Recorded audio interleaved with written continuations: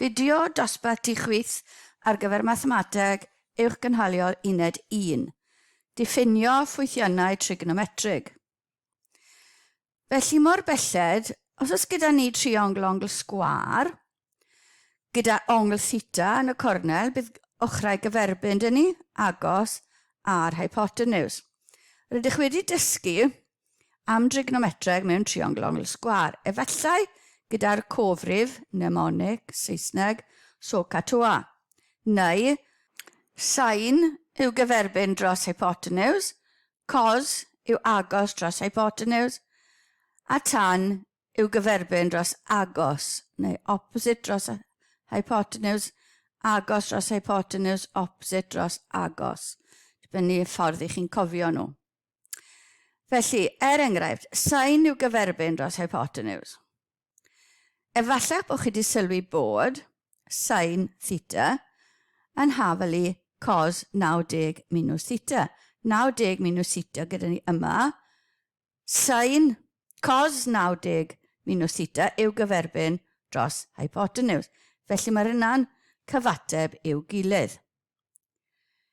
Mae'r ochr yma gyferbyn â theta, ond yn agos i 90 minus theta. A mae cos wedyn ni, theta, so felly cos theta, sy'n agos dros hypotenuse, yr un beth â sin 90 minus theta, sy'n agos dros hypotenuse. Ochr yma yn agos i theta, ond gyferbyn â 90 minus theta. A hefyd bod tan theta yn hafelu gyferbyn dros agos,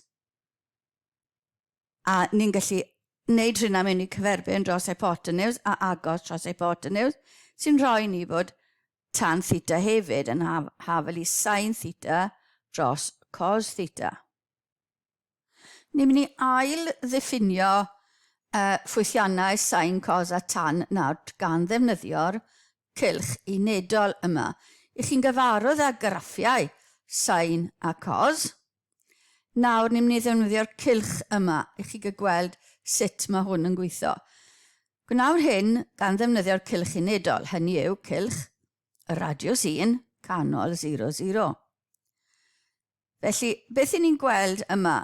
Sin theta yn mynd i fod yn gyferbyn dros yr hypotenuse, ond mae'r hypotenuse yn 1. Felly'r sin theta yw'r ochr gyferbyn ar ongl. Sy'n golygu mai cyferbyn sy'n hafel i'r sin, achos bod yr hypotenuse yn 1. Felly'r un peth am cos, felly mae cos yn mynd i fod yn hafel i dim ond yr ochr agos. Felly beth sydd gyda ni fan hyn nawr, ni'n gallu diffinio sin a cos gan ddefnyddio'r cylch unedol yma, a sin yr ongl theta yw cyfesurin y cylch. Cyfesurin y ar y cylch lle mae'r pwynt gyferbyn ar uchelyn y. A'r cyfesurin x, y cylch, y pwynt yw'r cos. Felly sin yw cyfesurin y pwynt, a cos yw cyfesurin x y pwynt. Mae hwnna'n bwysig achos ni'n mynd i fynd o gwmpas y cylch nawr. Os yw'n ongl ni nawr yn mynd rhwng 90 a 180, hynny yw ni'n pedrant 2 neu quadrant 2. Quadrant 1, pedrant 1 o 0 i 90. Ni nawr yn mynd o 90 i 180. I ni'n gallu gweld, cofiwch nawr, cyfesurin y pwynt yw'r sin, a cyfesurin x y pwynt yw'r cos. A mae'r sin dal yn positif gyda ni, a mae'r cos yn negatif. Felly, gallwn hefyd yn ddiffinio rhai perthnasau. Yr ongl rhwng y radiws ar uchelyn x negatif yw 180 minus theta, yr uchelyn yr ongl yma. Felly, wrth adlewyrchu yn yr uchelyn y, mae gyda ni'r un triongl yma, mae 180 minus theta. Yr un triongl dyn ni, mae'r un cyfesurin y gyda ni yma, felly ni'n gallu gweld bod sin 180 minus theta yr un peth a beth yw sin theta. A edrych ar cos, felly mae'r cos ar gyfer y theta yn mynd i fod yn minus beth yw cos 180 minus theta. Cofiwch cyfesurin x, y pwynt gyda'r ongl yw'n cos ni. Edrych ar pedran 3, lle mae'n ongl ni nawr rhwng 180 a 270. Dyna'n pwynt ni, mae'n ongl ni nawr dros 180. Mae'n cyfesurin x ni yn negatif a mae'n cyfesurin y ni yn negatif. Felly mae sin theta a cos theta yn negatif. Os newn ni alw'r ongl yma yn alpha, a mae alpha nawr yn haflu theta minus 180, a cylch droi y triongl yma trwy 180 o gwmpas y tardd, a ni'n cael y triongl gyferbyn yn pedrant 1, a ni'n gallu gweld oedd cyfesurin x theta yn negatif, a mae cyfesurin x alpha yn positif. Felly mae sin theta minus 180 yn haflu minus sin theta. So, sin theta yn negatif, felly mae sin alpha yn positif, so mae sin theta minus 180 yn haflu minus beth oedd sin theta. Neu gallwn fo'n gweud bod sin 180 plus alpha yn haflu minus sin alpha. A'r un peth am cos, mae cos alpha neu theta minus 180 yn minus, a cyfesurin x eto, cos theta. Neu llwn ni weid cos 180 minus alpha, sef y triongl yma, yw minus cos beth yw alpha. Ar gyfer pedran 4, onglau fwy na 270, mae'n pwynt ni nawr, mae'n cyfesurin y ni yn negatif, mae'n cyfesurin x ni yn positif. Felly mae'n sin ni yn minus 0 a mae'n cos ni yn positif.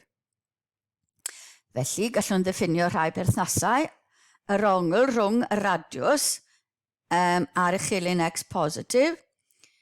Felly alpha yma yn mynd i fod yn 360 minus ta beth oedd theta. Theta oedd o'r un gwyrdd. A mae'r triongl ar gyfer alpha nawr ni'n gallu adlewyrchu hwnna yn yr uchelyn x. Felly ni'n gallu cael yr alpha yn y pedran cynta. A ni'n gallu gweld bod cos y ddoi yr un peth, ond mae'r sin yn mynd i fod yn minus. Felly mae sin yr alpha, neu 360 minus alpha, yn minus sin alpha, a mae cos 360 minus alpha yn cos. So mae cos yn positif a mae sin yn negatif yn y pedrant yna. Na beth eisiau cofio. Mae yna nifer berthnasau fel y rhain a rhai braenorol ni wedi gweld, ond feddwch yn gyfarwydd â nhw wrth eu defnyddio. Felly beth am tan? Eto, defnyddio yn y cylch unedol, sy'n ar radiws 1, ond tro yma, rwy'n linell tangiad o'r pwynt ar y cylch i'r uchelyn x. Felly mae 90 gradd ni yma. A mae'r ochr sy'n agos i'r ongl nawr yn mynd i fod yn 1.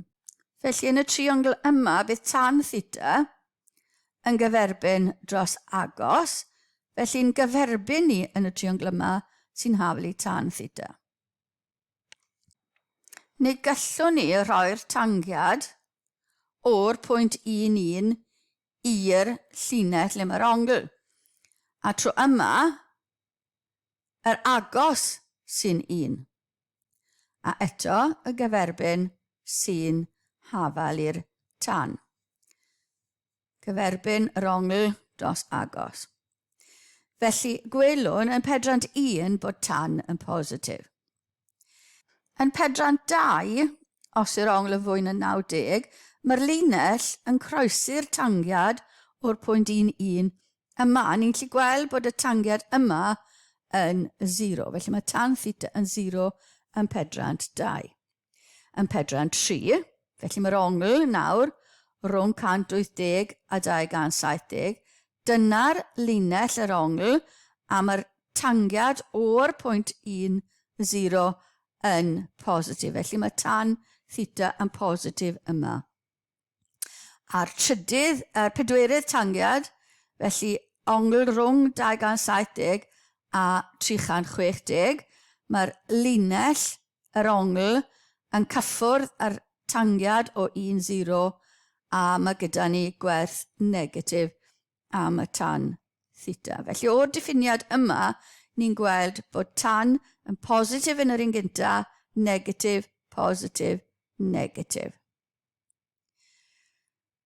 Onglau ar gyfer unrhyw ongl, gyda diffiniad newydd yma, gallwn ddarganfod sain cos a tan hyd at 360. A mae'r animeiddiad yma, y ffwythiannau trig i gyd, sain cos a tan, yn dangos i chi beth sy'n digwydd fel ni'n mynd o gwmpas y cylch. Felly'r diffiniad ar gyfer y cylch unedol a'r graff y tri gyda'i gilydd. Felly, bant â ni. Felly, dyna ni 90. Dyna ni 180. Cymharwch y cylch nawr ar graff. Dyna ni 270. A dyna ni 360. Felly oedd sain yw'r un coch, cos yw'r un glas, a fel o'n nhw'n newid ar hyd y graff, oedd yn cylch ni newid o gwmpas. Cofiwch ddim mynd gwrth-glocwedd. Gallwn ni hefyd nawr ddiffinio gyda'r un cylch, diffinio onglau sy'n fwy na 360 neu llai na 0. A mae'r animeiddiad yma yn dangos i chi, fel mae'r graff, o'n i'n mynd i ddechrau 720, felly ni'n mynd o gwmpas y cylch, felly edrychwch, fel ni'n cyrraedd 360, ni'n cyfri eto ac yn y blaen. Felly edrychwch ar y cylch a'r graff yr un pryd. Felly dyna ni hanner ffordd. So unwaith, un cylch dro. Mae'r ongl, fel chi'n gweld yr ongl yn cynyddu yma, a ni'n cyrraedd 0. Felly ni onglau negatif, mae'r graff yn cadw fynd, ond mae'n cylch ni yn dal yr un cylch ar un gwerthoedd. A'r sain cos a tan yn dangos ar y cylch. A dyna ni 3 minus 700, wel 719-ish. A chi'n gweld, mae cos theta yn gymesurol o gwmpas theta yn 0 neu'r uchelin y. A chi'n gallu gweld felly bod cos theta yn hafel i cos minus theta. Fel welwn ni yn un o slides blaenorol. A hefyd mae sain yn gyda fe cymesuredd cylch dro o gwmpas 180 o gwmpas 0. Felly mae sain theta yn haflu minus sain minus theta. Yr hynna'n bwysig. Unfathiant defnyddiol o'r ffaith bod ni wedi defnyddio'r cylch unedol yma. Os yw gyferbyn yn haflu sain theta a'r agos yn haflu cos theta, ni'n gallu gweld o defnyddio Pythagoras bod gyferbyn disgwyrio plus agos disgwyrio yn haflu 1 disgwyrio. Hynny yw, yn lle gyferbyn, gosodwn ni cos, felly mae sain, gyferbyn yw sain, agos yw cos, felly mae sain theta disgwyrio plus cos theta disgwyrio yn haflu 1 disgwyrio. Neu gosod sain sgwar yn lle sain theta wedi sgwario, fel mae convention yn dweithio ni. Felly mae sain sgwar theta plus cos sgwar theta yn haflu 1. A mae hwnna'n wir am unrhyw ongl. Lle dylen ni fod i dod i'r hafaledd yma, neu just hafaliad, y 3 llinell. Cyfartal I. Sy'n ddefnyddiol iawn, so unfathiant defnyddiol.